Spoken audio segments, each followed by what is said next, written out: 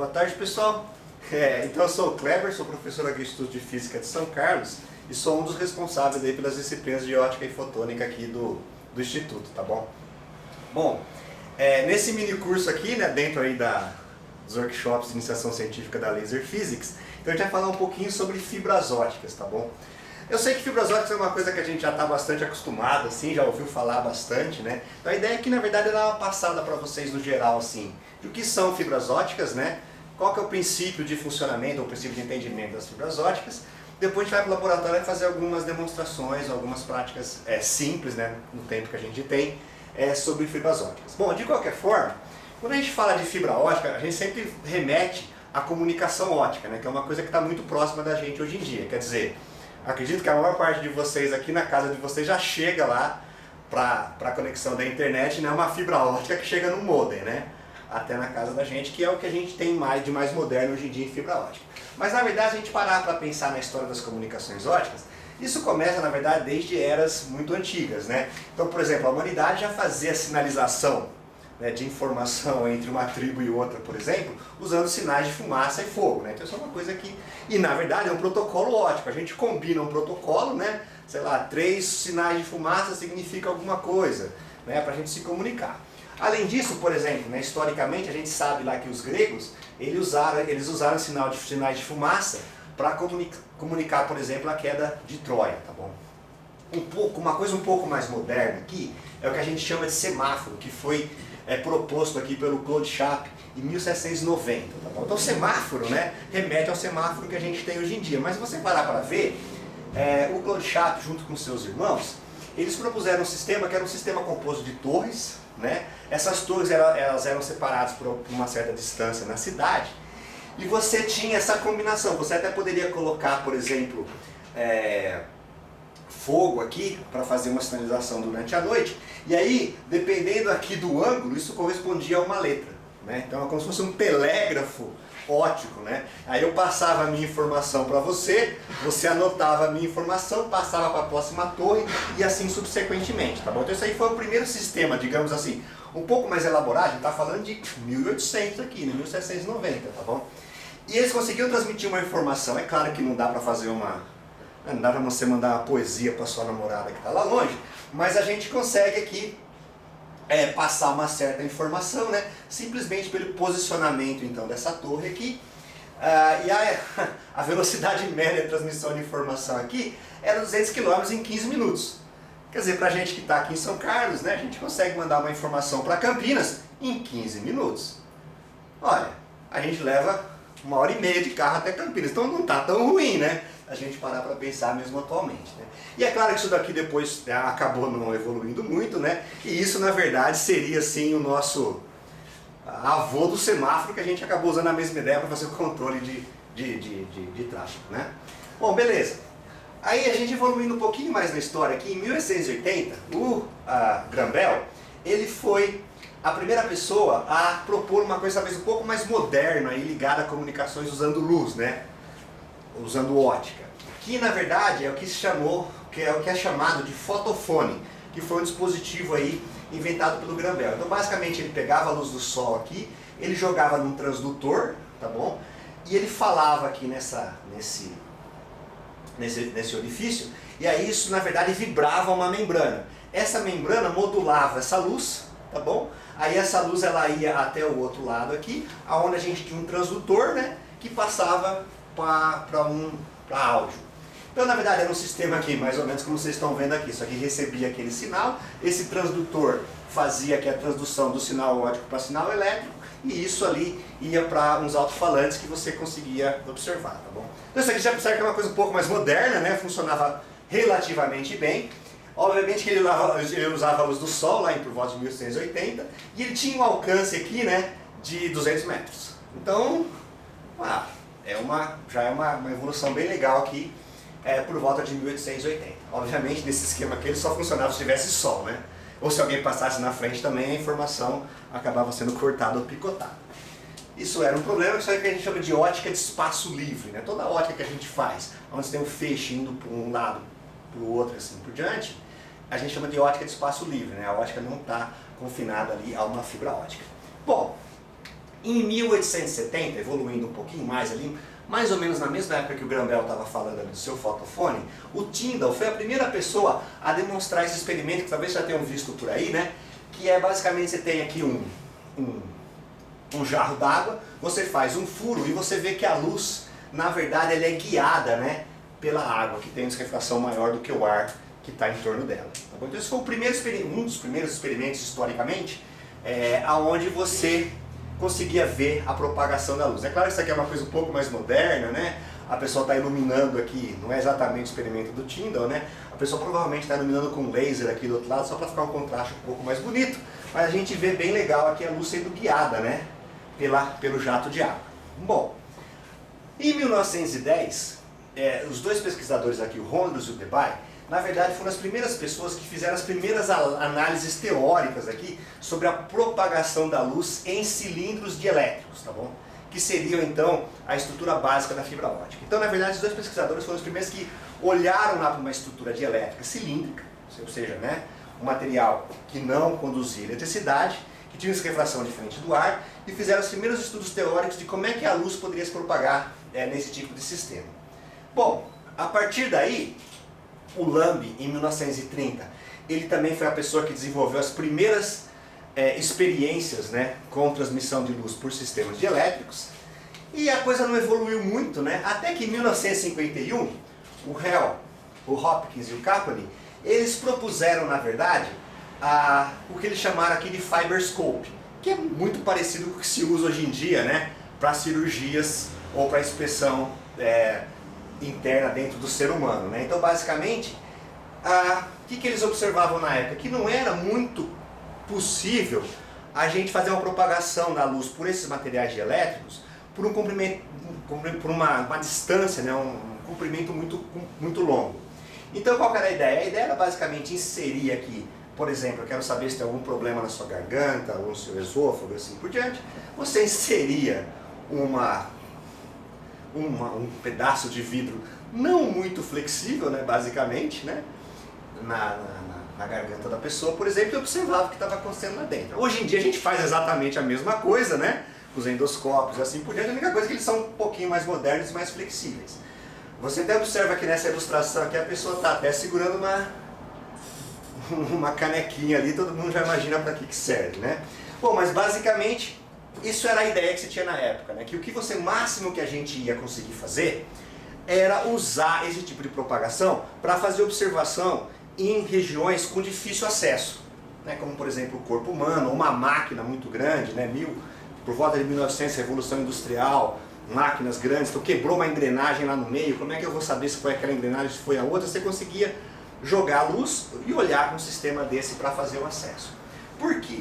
Porque na época o que as pessoas tinham observado é que essas fibras de vidro, esses tarugos de vidros, eles tinham altas perdas de potência. Então, para comprimento muito grande, eu não conseguia captar aquela luz e ter luz suficiente para estar observando lá de cá, tá bom? Então, basicamente, devido a essas perdas muito grandes dos vidros que tinha na época, as pessoas imaginavam que isso ia servir para essas coisas que eu já acabei de falar, que era observação dentro do corpo humano, ou dentro de máquinas e assim por diante.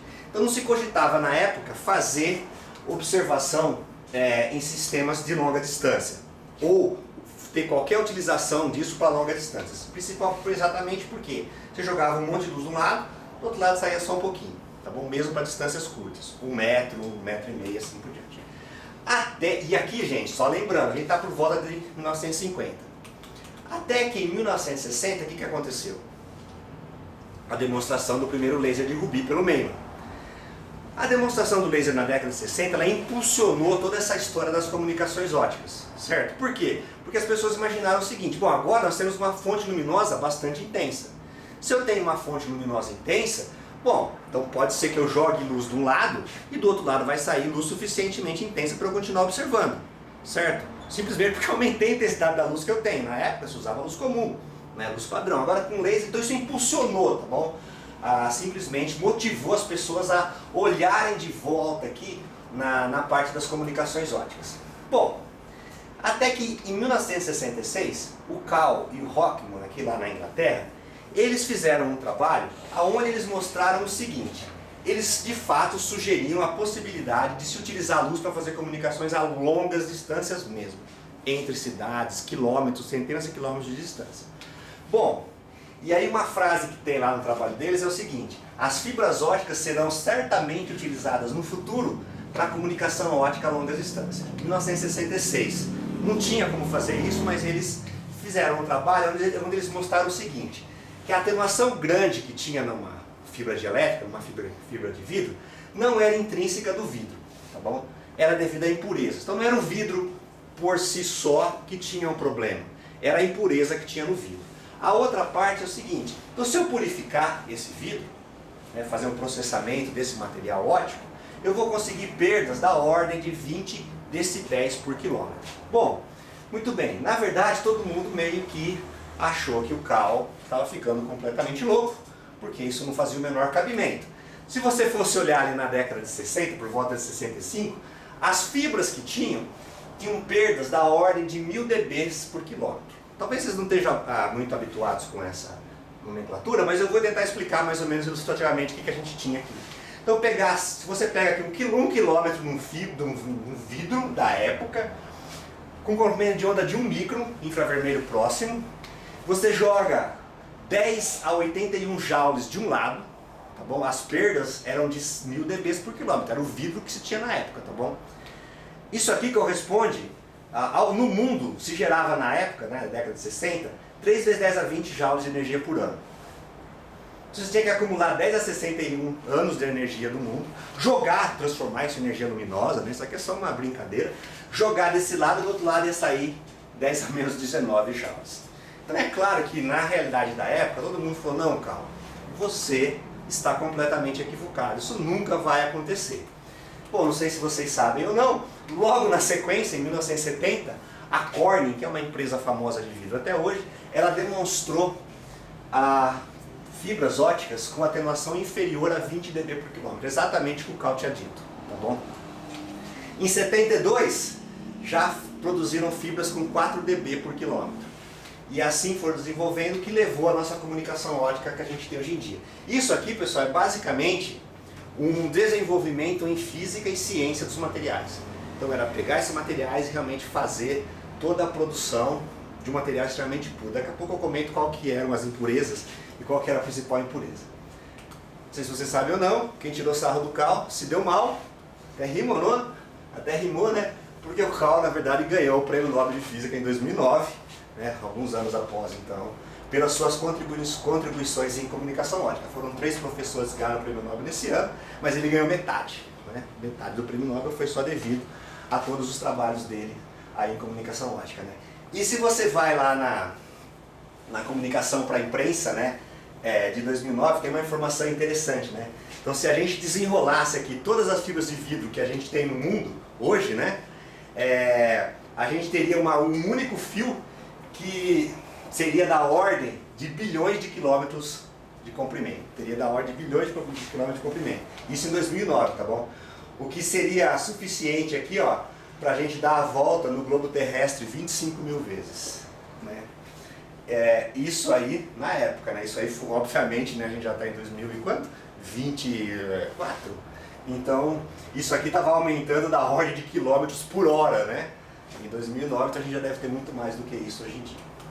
Bom, tudo bem. Então vocês já entenderam um pouquinho aí como é que fica a parte de desenvolvimento do material. Mas além disso, né, vale a gente lembrar o seguinte, que quando a gente está falando de comunicações óticas, a gente está na janela óptica aqui do espectro eletromagnético, que fica nessa região aqui, ó, entre o ultravioleta e o infravermelho, tá bom? Então raio gama, raio X, infravermelho, radar, FM, assim por diante, que vai aqui, ó, desde o 400 nanômetros, que é um violeta, tá bom?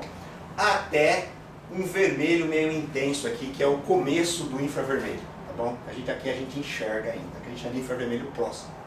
Então o verde a gente fala que é o centro do espectro eletromagnético, que está aqui por volta de 550 mais ou menos nanômetros, tá bom? Então esse aqui é o espectro da luz que a gente está mais ou menos trabalhando. E qual comprimento de onda então utilizar para fazer comunicações óticas? Bom, se você fizer um curso aí completo aqui de comunicações óticas, o que a gente vai aprender é o seguinte: se você pega as fibras óticas melhores que tem no mercado hoje em dia, Lembra que aquela escala que eu falei, né, 3 dB por quilômetro, lá em 1972 mais ou menos? Na verdade isso aqui hoje já caiu para coisas da ordem de 0,1 dB por quilômetro. E é isso que permite a gente fazer comunicações óticas, mandar uma informação do lado e ela propagar por centenas de quilômetros com baixíssima perda. Se você olha para o espectro aqui, ó, você vai ver que isso aqui é a atenuação em função do comprimento de onda. Então o visível ele está nessa região aqui, ó, abaixo de 600 nanômetros, que é 0,6 microns. Essa curva, na verdade, pessoal, ela está relacionada a dois fatores. Ela está relacionada, essa queda rápida aqui, ela está relacionada ao espalhamento Rayleigh, tá bom? Isso é uma coisa que não tem como tirar, né? Quer dizer, você pode minimizar, mas você sempre tem uma certa quantidade de espalhamento. E essa subida aqui para o infravermelho está ligado aos modos vibracionais dos próprios constituintes da matéria do vidro, né? É CO2, que não tem o que fazer. Então aqui é a absorção do infravermelho, aqui é o espalhamento Rayleigh. No meio do caminho tem umas impurezas aqui. E na verdade, o que a gente tem? A gente tem dois mínimos, né? Um primeiro mínimo, se você gostar, em 1.3 e um segundo mínimo em 1.55, que são exatamente os dois comprimentos de onda que são usados como padrão em comunicação ótica hoje em dia. Tá bom? Isso aqui tem uma razão histórica. Então, primeiramente, eles observaram esse mínimo, começaram a implantar muita fibra ótica feita para 1.3, até que posteriormente descobriu-se que havia um mínimo, né, inferior em 1.55. Então os países que esperaram um pouquinho implantaram só o sistema em 1.55. Alguns países, como por exemplo os Estados Unidos e o Brasil, têm o sistema misto, 1.3 e 1.55 nanômetros. Tá bom? E basicamente o que conseguiu? Impureza era fácil de tirar, por exemplo, impureza metálica, essas impurezas mais, digamos, pesadas, eram fáceis de ser removidas. O que na verdade proporcionou essa queda bastante abrupta era a água. Então, na verdade, a hidroxila, o OH-, é o que tinha que ser removido do processo de produção de fibra ótica para que essa fibra ótica ficasse o mais pura possível, tá bom? Isso daqui está, na verdade, esse máximozinho aqui está relacionado à hidroxila. Bom, então a gente entendeu mais ou menos essa parte histórica aqui. Agora o que eu queria falar para vocês é o seguinte: e qual que é o princípio de funcionamento? Se a gente quiser olhar aqui num curso de 20 minutos, como é que funciona essa história? É mais ou menos assim, né? Ó. A gente pode partir da refração da luz, então do ponto de vista de uma ótica geométrica, né? Então, Snell propôs lá a lei de Snell, então a gente tem um desvio da luz aqui, né? Quando ela, em relação ao normal, quando ela passa do meio de desrefração N1 para desrefração N2, dado pela lei de Snell, todo mundo sabe isso. E pela lei de Snell também a gente sabe que existe a reflexão total interna, certo? Então quando a gente tem o feixe se propagando no meio de maior índice de refração para o menor índice de refração, se você incidir aqui num ângulo maior do que o ângulo crítico, a gente vai ter reflexão total interna. Então é claro que se eu conseguir colocar um sistema onde eu tenho, um sistema físico onde eu tenho maior índice de refração nessa região e menor índice de refração nas regiões laterais adjacentes, eu vou ter confinamento da luz por reflexão total interna, certo? E se eu jogar um determinado vetor de onda aqui, com uma determinada direção, essa luz vai se propagar saindo do outro lado. Isso aqui seria o princípio, pelo menos geométrico, né, da fibra ótica. A gente sabe que isso daqui explica só a figura mais ampla, né? Se você quiser entender com mais detalhe, a gente tem que avançar um pouco essa teoria. Mas o princípio de funcionamento é isso. Então, basicamente, uma fibra ótica vai ser um sistema dielétrico que não absorve aquele comprimento de onda, não tem espelhos, não tem nada, mas ela se garante pela reflexão total interna, de tal forma que vão ocorrendo reflexões totais internas aqui que vão permitindo o guiamento da luz nessa região do espaço, tirando a luz de um lado e levando a luz para o outro. Ótimo. Como é que é uma fibra ótica então? Então a gente já mais ou menos entendeu. Então a fibra ótica ela tem uma região central, que a gente chama de core, que é o núcleo, e tem desrefração maior do que o entorno aqui que a gente chama de cladding, tá bom? E por volta dela, que a gente vai ver no laboratório, só tem uma jaqueta de proteção, simplesmente de proteção. Então qual que é a ideia? A ideia é que o núcleo tem desrefração maior, então se você observar aqui o perfil de desrefração, a desrefração é maior no núcleo e menor na casca, tá? Que é o cladding aqui. Então núcleo, casca, ou núcleo e periferia, e a gente tem um perfil de desrefração que a gente chama de degrau ou step, tá bom? Então, nessa região aqui, ó, na fronteira entre o núcleo e a casca, a gente tem reflexão total interna, né, desde que esteja incidindo no ângulo crítico, e aí a gente vai ter a seguir sendo produzido.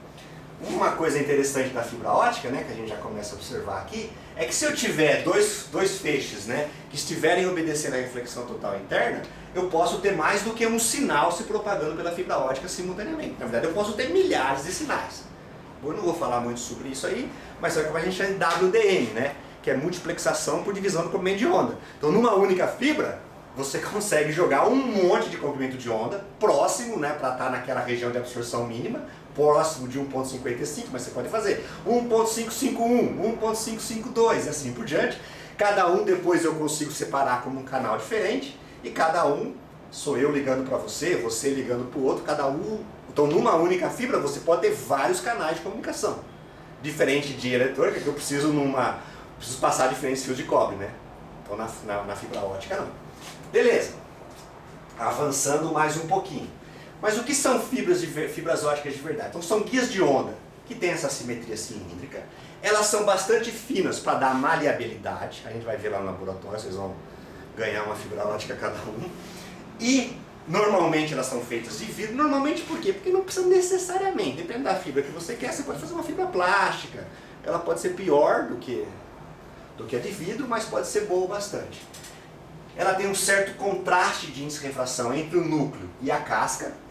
E elas podem ter diferentes configurações. Em geral, as fibras óticas de comunicação, elas têm aqui um diâmetro de 125 microns, tá bom? 125 microns, a gente às vezes não tem noção, né, de quão pequeno é 125 microns. Mas 125 microns mais ou menos é o diâmetro de um cabelo da gente.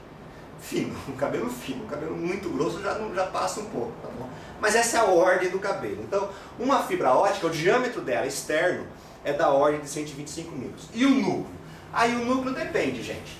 Se for, você pode ter núcleos da ordem de 60 microns, 50 microns, que é o que a gente chama de fibra ótica multimodo, ou a gente pode ter núcleos bem fininhos, finos não, bem pequenininhos, que são as fibras óticas multimodo, que eu não vou ter muito tempo para explicar, mas a gente vai ver no laboratório qual que é a diferença entre uma e outra. Recapitulando então, está aqui a nossa fibra. Então, o core, que é o núcleo, se for monomodo, em geral é uma coisa da ordem de 8 microns. O cladding, que é a parte externa, né? A casca, como a gente chama, 250 microns. O buffer, que é só uma camadinha aqui, bem fininha de plástico, que vai dar uns 250 micrômetros. E a jaqueta, que é uma segunda proteção da ordem aqui de 40 microns. Aí, eu sei que vocês são físicos muito estudiosos, e aí vocês falam assim, não gostei, Kleber, dessa sua explicação com índice de refração. Não tá legal. É verdade, não tá legal mesmo. A melhor explicação, na verdade, para uma fibra ótica, né? Quem tiver interesse pode fazer o meu curso lá, fazendo propaganda do próprio curso, né? É gratuito, é de graça, a universidade é pública. Então é só fazer o curso, ou você pode ver na internet também no UOL, né? Quem não for daqui, quem não puder fazer ao vivo e a cores aqui. Aí, então, como é que a gente faz isso? A gente faz isso usando ótica física, ótica ondulatória.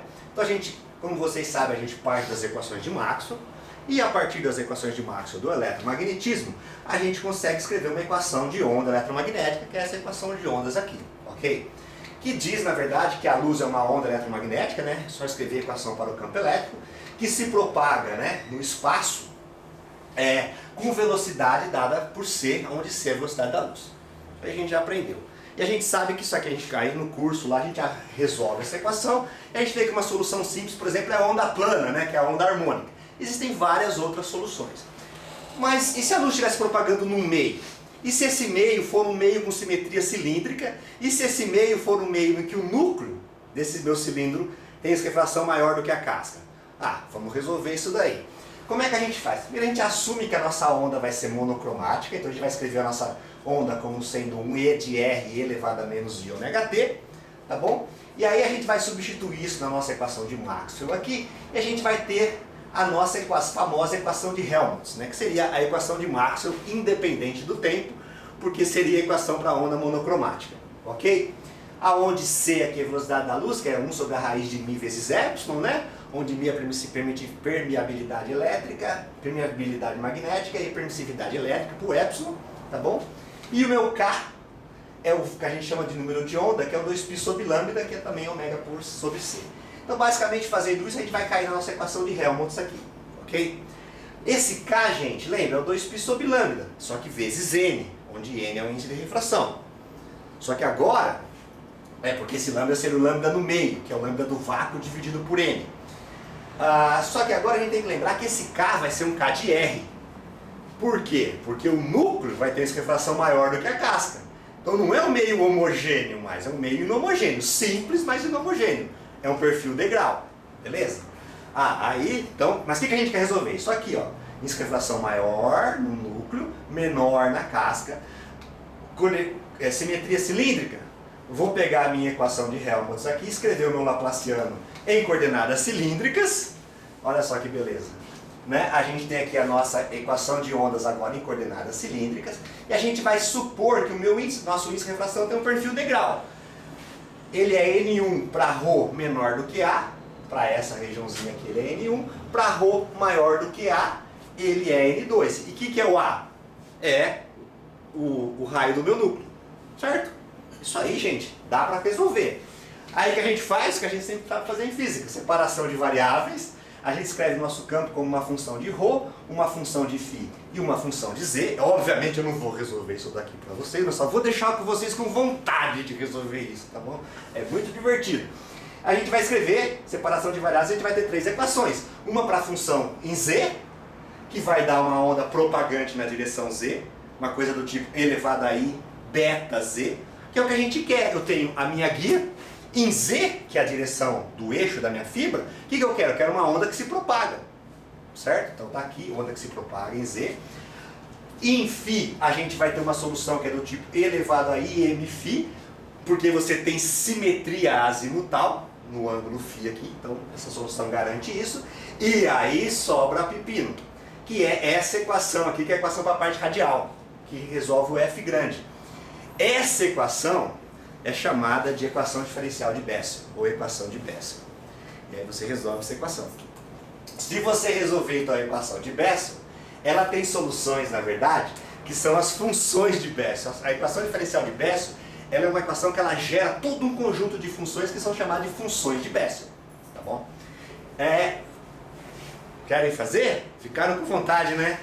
Tem que fazer o curso lá depois. Aí, ó, mas eu vou mostrar para vocês o seguinte, que a solução é essa daqui, então, ó. Para o núcleo, ela é a função J de Bessel, né, vezes depois a parte azimutal e a parte em Z, e a função K de Bessel aqui. A função de Bessel é uma função que você tem que aprender, você tem que trabalhar com ela, como seno e cosseno é uma função que a primeira vez que você viu lá no ensino médio, você falou, o quê? Seno e cosseno? Mas que diabo? A gente aprendeu lidar com seno e cosseno. É a mesma coisa que você tem que aprender a lidar com as funções de Bessel. É uma função diferente, que alguém te ensina, né? No geral, o professor de matemática, né? Aqui você vai ter que acreditar no físico mesmo. Aí, tem essas constantes A e C, são constantes que a gente vai ter que fazer ali quando a gente aplica as condições de contorno. E o JM e o KM que aparece aqui, então são as funções de Bessel. E tem alguns vínculos aqui, tá bom? Entre esse beta e esse M, essas coisas que aparecem aqui, mas eu não vou entrar em detalhes, é só para vocês terem curiosidade. Então a nossa solução total aqui, ó, ela vai ter, tá bom? Que seria a solução da nossa equação de Helmholtz. Ela vai ter uma parte radial, que é essa função f, e vai ter uma outra parte que é uma parte angular. Então ela tem duas coisas, né? Uma parte que depende do φ e uma parte que depende do r, tá bom? E isso dá origem aos diferentes modos de propagação na fibra óptica. Esse aqui, ó, são todos os possíveis modos de propagação da nossa fibra óptica. O que é isso? Isso aqui, na verdade, são a forma transversal do campo elétrico que está se propagando na fibra óptica. Então você tem a tua fibra óptica aqui, propagando, você acoplou luz do lado de cá. Todas essas são soluções possíveis para o campo elétrico da onda que está saindo de uma fibra óptica. Cada solução dessa a gente chama um modo. Pessoal, isso é um pouco mais complicado, porque você tem que aplicar as condições de contorno, aí você vai ver quais modos existem, como esses modos são denominados e assim por diante. Eu estou passando bem overview aqui, para vocês terem uma noção. Mas olha só, você tem esse modo aqui 0,1, que é o modinho mais fundamental. Então basicamente o 0,1 é aquele modo, aquele é mais intenso no centro e menos intenso nas beiradas. Esse é o modo que a gente chama de fundamental. Esse modo aqui, ó, é um modo que ele é tem bastante intensidade aqui, depois tem uma parte que não tem intensidade, depois tem uma outra parte que tem intensidade de novo. E assim, olha que bonito, tem vários modos. Uma fibra monomodo, ela só tem um único modo, o modo fundamental, o primeiro modo. Quanto menor o diâmetro da fibra, a gente garante que a gente só tem esse modo. Então isso é uma fibra monomodo. O que é uma fibra multimodo? O nome já diz, né? É uma fibra que não tem um modo só, ela tem um monte de modos. Conforme você aumenta o diâmetro dessa fibra, você permite que todos esses modos, ou não todos, né, mas vários desses modos, eles se propaguem ao mesmo tempo. Tá bom? E aí você tem uma bagunça na perfil transversal do campo que sai da tua fibra. Uma confusão que é a somatória de todos esses modos. Beleza? Então tá, vamos nós. Eu já estourei meu tempo, mas isso aí é problema de quem controla o tempo, né? Mas vamos lá. Ó, um outro par. Então já entenderam mais ou menos o que é o modo e da onde eles vêm os modos. Eles vêm realmente da solução do problema, como ela deve ser feita, que é usando ótica geométrica, ótica ondulatória. Um outro parâmetro interessante que vocês vão medir, a gente vai tentar medir hoje no laboratório, que a gente chama de abertura numérica. A abertura numérica é a seguinte quantidade física. Ela está relacionada a esse cone aqui, ó, com que eu consigo acoplar a luz na fibra, que a gente chama de cone de aceitação. Se você, de novo, vir para uma visão de ótica geométrica, é mais ou menos o seguinte, ó. Existe um cone com um ângulo máximo que vai me permitir reflexão total interna.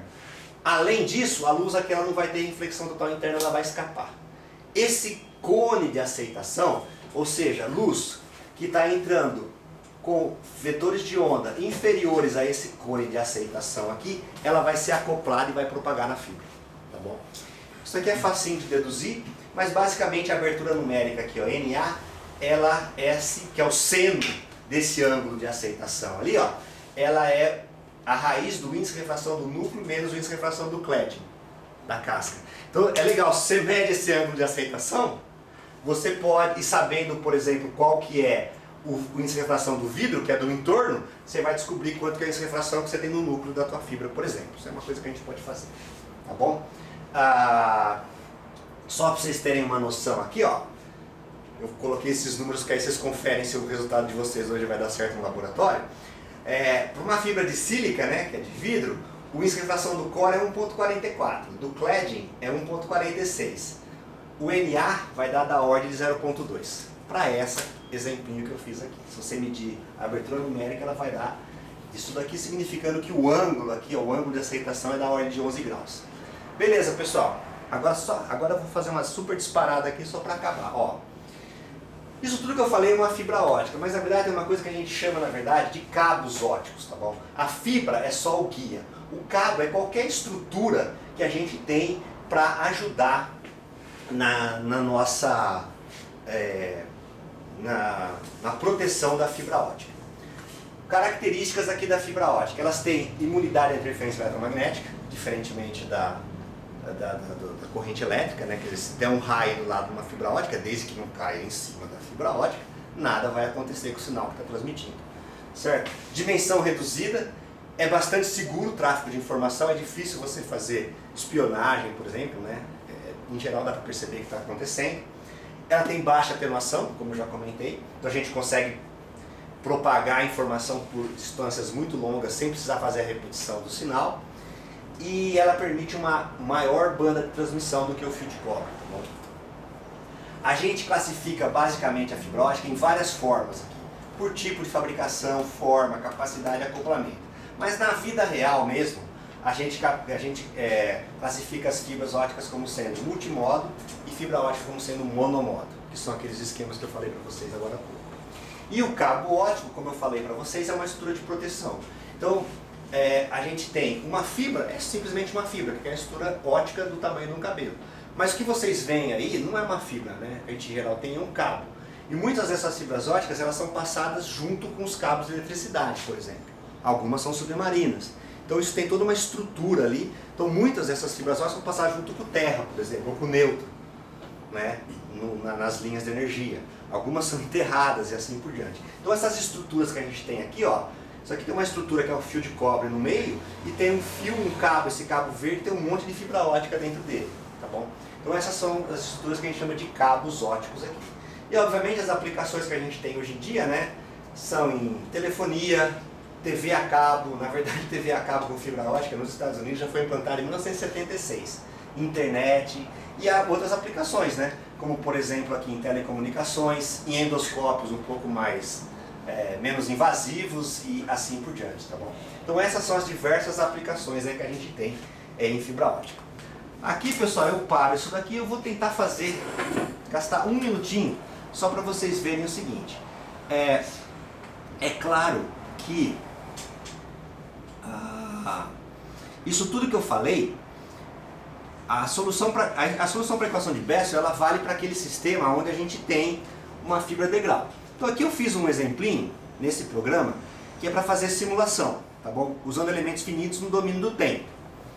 Tá? Então basicamente, só para mostrar aqui para vocês, ó, eu só quero mostrar os modos, tá? Isso aqui eu já rodei para não dar problema. Então aqui ó, é uma fibrinha que tem mais ou menos 1 micron de diâmetro.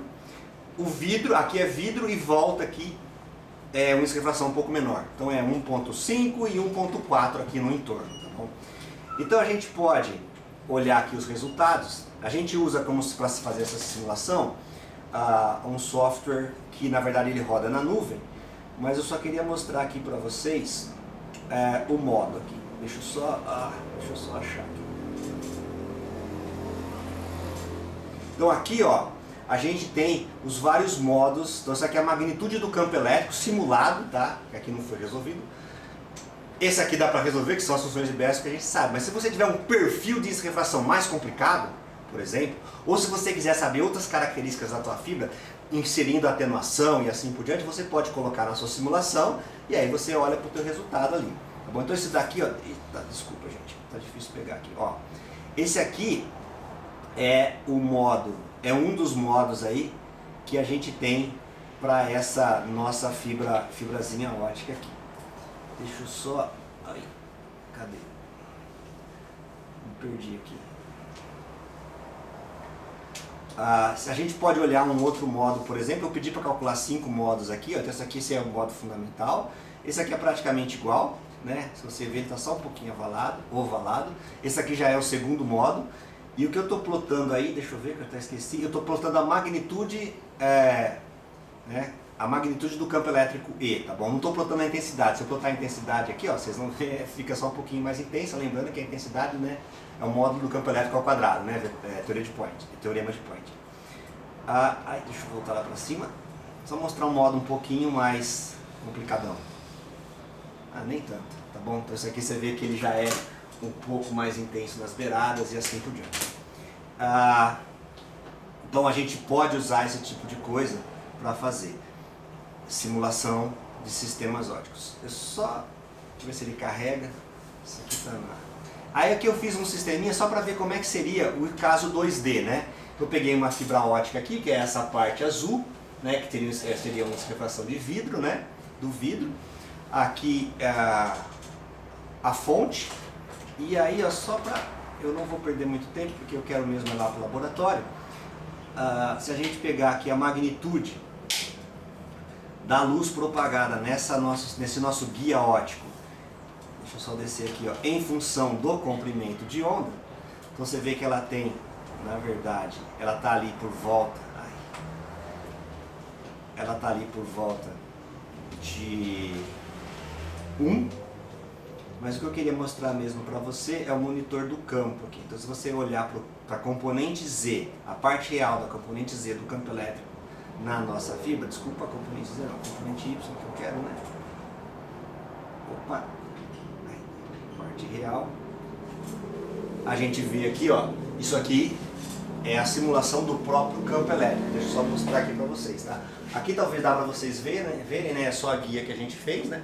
Que eu fiz, como ela tem simetria, a gente tá fazendo só nesse plano, né? Porque é só para ver o guiamento aqui. Então é claro que brincando aqui com as saídas, a gente consegue calcular a transmitância desse guia e assim por diante. Então o que vocês estão vendo aqui é o campo elétrico, né? É o cálculo do campo elétrico. Então é a magnitude do campo, da parte real do campo elétrico, né? Então azul é negativo, vermelho é positivo, né? Então o campo elétrico se propagando nessa direção aqui, que acho que no meu caso aqui era X, se não me engano, mas é o campo elétrico se propagando aqui, ó. negativo, positivo, se propagando na direção do nosso guia. Então isso é uma coisa que dá para a gente fazer, explorar bastante dispositivos aqui em fibra ótica. Bom, pessoal, falei demais. O que eu tinha para falar para vocês aqui é isso. Se vocês quiserem agora, a gente pode conversar um pouquinho, a gente já pode descer para o laboratório e fazer os experimentos, a gente vai trocando uma ideia lá mesmo.